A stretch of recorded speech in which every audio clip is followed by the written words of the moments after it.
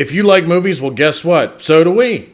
That's why we created a new channel. It's called Good Critic, Bad Critic, where a Brit, a Yank, and yours truly, the biggest Muppet in the world, try to make sense of all the movies that we just saw. And we have a great time doing it, and we talk nonsense. Check it out. There's a link in the description below this video, and there's also a link on the main channel page. And if you check it out and you don't like it, just tell us to f*** off. Hello, my lovely... Hello, my little lovely Muppet... Hello, my lovely little Muppet minions. There we go. I got it that time. I'm going to keep all the bad takes in, too. Welcome back to the channel. Hope you all had a lovely, lovely weekend. I certainly did. And yet, here we are again with another QI reaction. Quite interesting. I cannot get enough of these. I never get tired of them. It's insane. I think it's fact crack is what it is. Has anybody coined that yet? Fact crack. I like it. I'm sticking with it. All right, so this is best of films and movies. So if you haven't hopped on, if you aren't aware that I have a new channel with two other guys, one of them is a Brit. Good Critic, Bad Critic. Go check it out. I'll probably drop that my own personal ad in this beginning of this, so I apologize for those who don't want to see that. But you know, if you like movies, hop on over to the channel, check it out. Anyway. There's probably some things in here that I might know, but knowing QI and the clips I've seen, I feel like I know nothing. So in that spirit, let's get on with it. Like, subscribe, do whatever you guys want, and let's have some fun with some QI. Here we go.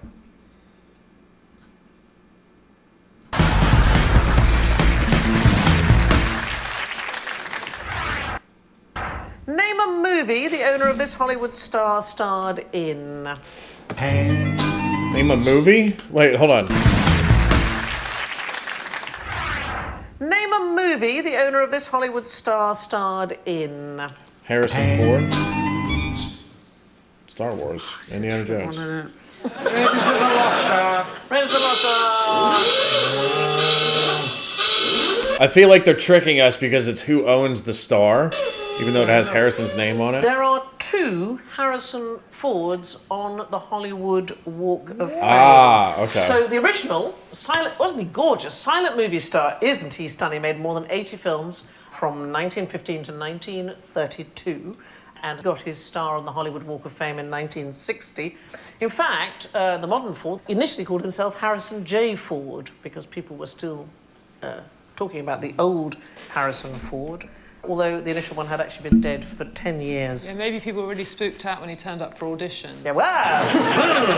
What I like about the current Harrison Ford, his USP, his kind of great selling point in Hollywood is apparently that he looks good scared. In other words, when he's frightened, he still looks handsome. Which I quite like that as a thing. Why don't pigeons like going to the movies? What? Yes, Bill.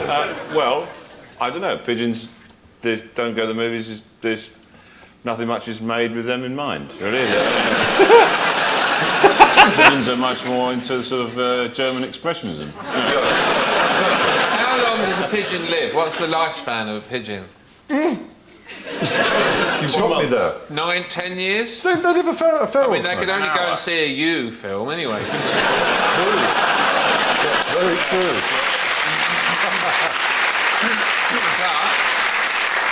Birds don't fly at night, do they? I mean, they do in some cities, but generally you can't see where they're going. Owls do, but they don't go to the pictures either. Yeah, that is the Yeah, they do. They spend the whole time looking at one. So they can only go in the day to a You film. You're narrowing it down. Richard. Because they're allergic to popcorn. Quite literally. Open-air cinemas, like drive-ins where I grew up, pigeons exploded from eating popcorn. So it's becoming increasingly hard to verify. It is very hard to verify, because you grew up in Swaziland. Yeah. Pigeon country. Is it? Are a lot of pigeons in Swaziland? A lot. Dad, it's so convincing. It's not true, but I really like it. What would happen if a pigeon looked at a film? The eyes on the side of the head. Like that. No. And the fact that... No. I like how they immediately go into like theatrics with the imitating a perch on the bird. back of a chair like that, and they can't see anything straight ahead, so they'd have to keep looking from side to side. Not that. Pigeons have extraordinarily good eyes. Do they? Yes. Homing pigeons. They can see their Take it home home. from across the No, channel. but they can see landmarks from high up. So look, there's my house. No. Landmarks they see very well indeed from high up, like a lot of birds, of course, like birds of prey. They're reckoned to have eyesight at least 10 times better than ours, but not only So does that mean they'd prefer to see it on DVD with all the How does film interviews work? and, you know, How does film work? Lots and Movie lots film. of pictures going really going quickly. very, very fast. Really quickly to us. But to them, they're thinking, why Very is slowly. it going so To them, it's a slideshow. It's a slow slideshow. They don't. We see 24, 25 frames a second as movement. They would need. It has been calculated, and maybe it has even been demonstrated. They would need 250 frames a second, 10 times faster, in order for it to be a coherent image that moved. So they would be bored stiff by a So they're slideshow. sitting there, is the they're answer. watching The Matrix and they're thinking, when is something going to happen? What is this, a Merchant Ivory film? What's going on? Who is funding research into what pigeons like? Can you watch them? Good question, Bill. Good question. Oh my God! I wonder if because they view a motion picture as they need it to be like 250 frames a second. I wonder if that means that their sense of time is very slowed down. You know what I mean? I could just be talking out of my bollocks, though. lines of pigeons in the pictures? Don't you? Just Pigeons have saved many lives as carriers but I mean- in wars right up even to the Second World War. So And we're indeed rewarding beyond. them with a cinema. We are rewarding ourselves by researching into all kinds of interesting pigeon-related data. When they sit in and the Pathé News chicken comes out, they all go, bah! Now, Alan, be honest, have you ever enjoyed a shower in chocolate sauce?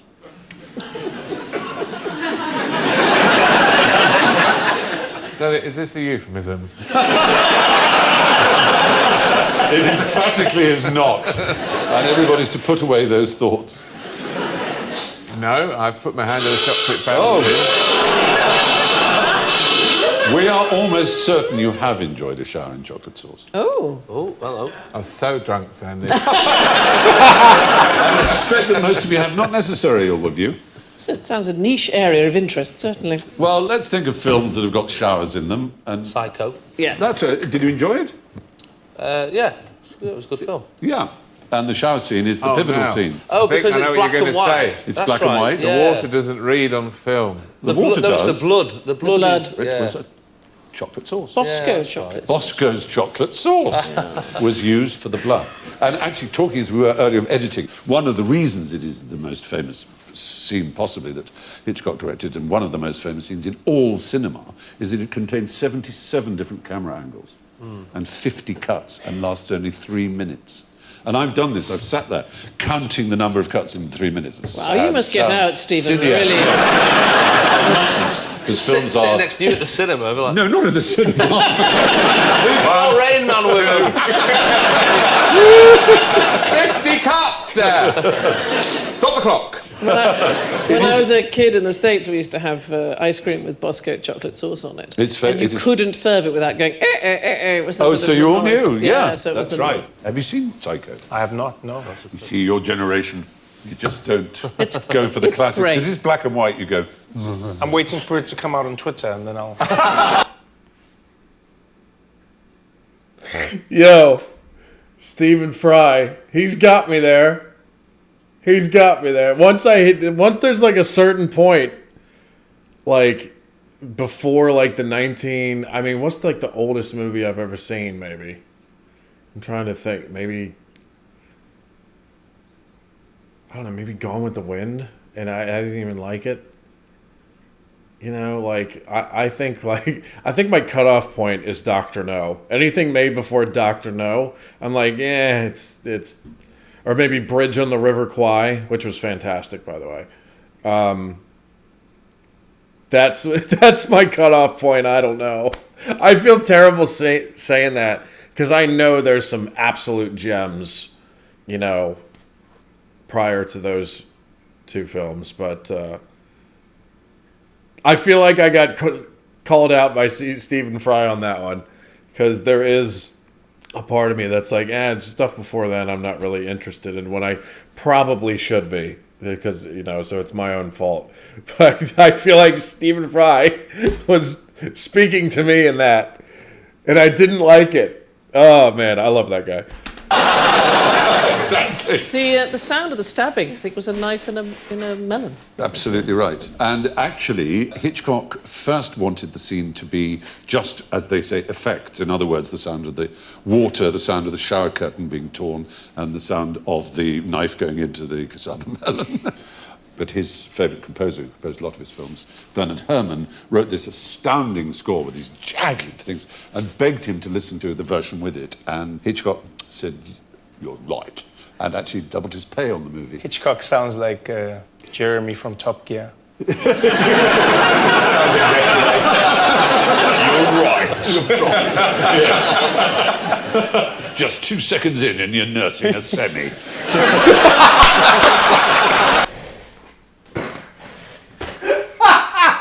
Yo, that sounded just like him. I didn't know Stephen Fry had such a great Jeremy Clarkson impression. Speaking of Jeremy Clarkson, that's what I call this guy. I've been growing him. Oh man, I need to get back into the gym, man. That was so good. Play that again. Yes. Just 2 seconds in and you're nursing a semi. That's so good. Oh man. Everybody was against him making the film. He'd just made North by Northwest, one of his most lavish, colourful, beautiful, extraordinary thrillers, and he wanted to be known for a different kind of film because he was always experimenting, always trying different things. That film is so clever, Psycho. North by Northwest. I said I was watching some Watch Mojo video, and I think it was the one where it was judging. It was saying actors that you didn't know were actually British because of their American accents in film and television. And I think the guy from North by Northwest got brought up in that. And I was like, wow, I've never seen that. And a bunch of you were like, oh my God, you need this absolute classic. You need to check it out. So maybe it's time. I don't know. Maybe I got to check it out on the when I start doing more movie reactions on the Patreon. I don't know. Because you're with Janet Leigh all the way from the beginning. She hatches this plan. She's got this money. She's on the run. 40 grand. You can't wait to see what's going to happen. And then she's gone halfway through the film. Oh, thanks for spoiling it. Thank you. See, the great thing about that is I'll forget it. I don't feel I have really. No, we didn't. Given the picture of her being murdered in the shower. Do you remember the last shot of the shower scene? Just to get really nerdy. What is it? Isn't it the eye and the... That's right. Her head's sideways down. It's all the shots are... There's no long shots. It's all mid-shots and mostly close-ups. And he was so concerned to get it right that there just wasn't time for her to get accustomed to these contact lenses that would give her dilated pupils, which freshly stabbed people have, apparently. And so that was the one inaccuracy he was rather annoyed with. But no one wanted to make the film. Paramount said no, they wouldn't make it. He said, all right, then I'll make it in black and white to be cheaper. And they said, no. He said, well, I'll use my TV crew. He used a TV crew to make it, not a film crew. And one of the most successful movies of all time. It was nominated for Best Picture, Oscar, and... It's worth seeing, Trevor, but not with Stephen. No. Sorry. Daniel take you.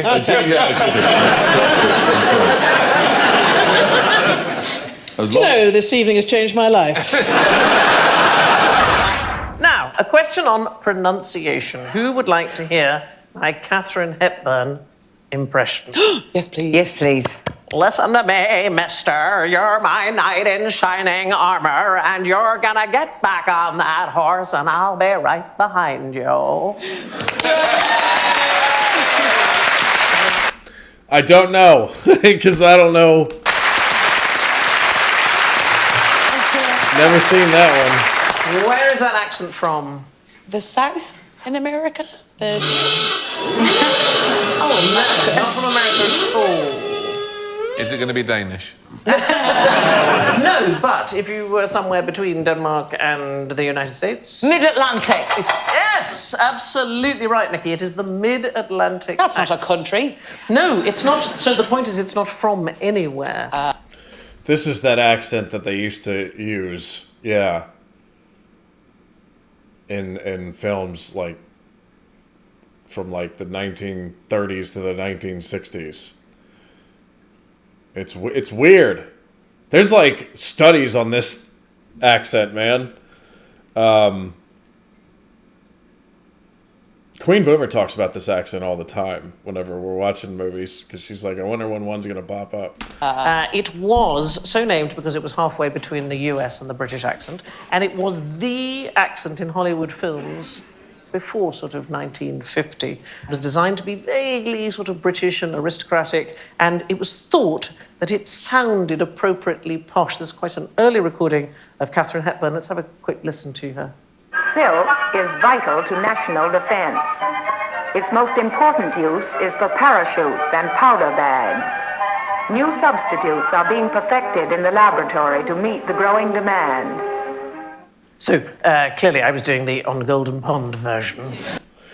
If you ever watch, like, American propaganda films for, like, World War II, you know, to, like, drive up, like, bond sales or, you know, and just any way to further support what was going on in the war, the commentary is loaded with that accent.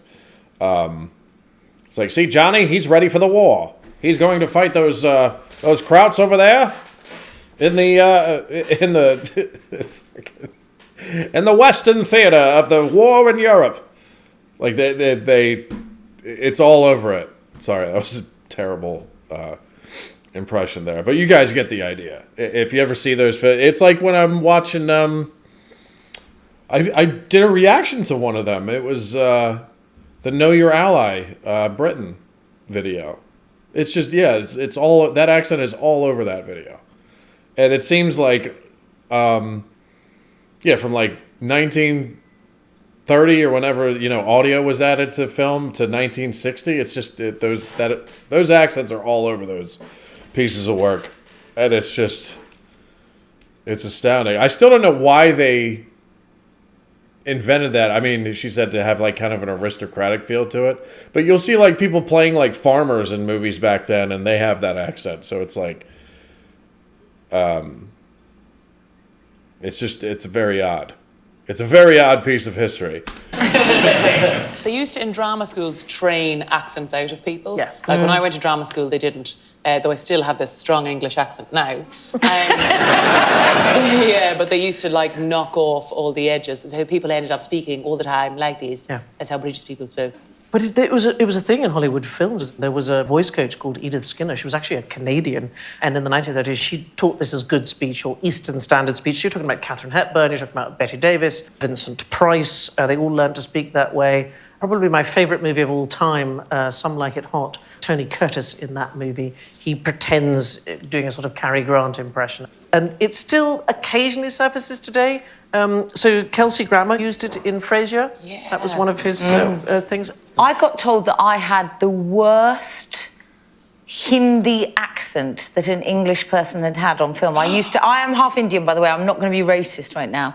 But I was doing films and TV in Bombay, and I was told that my accent was totally the epitome of a British's bad Hindi accent. And that's from somebody who used the word epitome. And it's like, get your emphasis right, and then we can talk about accent. Thanks for watching. Do remember to subscribe. Yes. QI. Love those videos, man. Yeah, that. I'll tell you what. I watched that video, and it was quite a jolly gee good thing to watch that video to prepare for another one. I can't get that out of my head now. Now I'm going to be talking like that all day, and Queen Boomer's going to slap me across the face. But another QI video, best of films and movies. That was another good one. It's two things out of that. It's making me want to talk like this for the rest of the year. And the other thing, I guess I need to check out some more classics. North by Northwest, even Psycho. I've never watched that. I feel like that's like the movie I feel like I know so much about because it's like the most talked about movie since its inception. But I've never seen it. But I feel like I know so much about, or at least I know so much about the that particular scene that they were talking about. And yet I learned more. They had, like 75 cuts in it or something like that? Can't remember what he said, but it's again, my brain retention is not working properly again. But I'm working on it. Anyway, that was fun. I hope you guys enjoyed the reaction. And remember to like, subscribe, do whatever you guys want. And I will see you again soon. Have a great day.